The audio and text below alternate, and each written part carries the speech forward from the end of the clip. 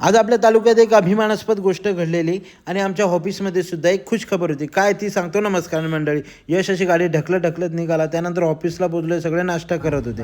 भूषण बघा कसा नाचत गाजत आला. तर ती काय खुश खबर आहे तर त्या भूषणच्याच तोंडातनं तुम्ही ऐका काय खुश खबर आहे. आणि आज आपल्याला हे भोजन श्री अलकेशदादा पाटील यांनी दिलेलं आहे. यांना कन्या प्राप्त झालेली आहे. त्याबद्दल DSW ट्रॅव्हल्स कडून त्याची खूप खूप अभिनंदन. आणि अभिनंदन तुम्हाला असंच प्रेम राहू द्या आमच्या लेकीवर. आपले शुभाशीर्वाद असेच अखंड राहणार. अन्नदाता सुखी भव. तर अलकेश दादाला झाली मुलगी. त्यानिमित्ताने हे सगळं आजचं जेवण होतं.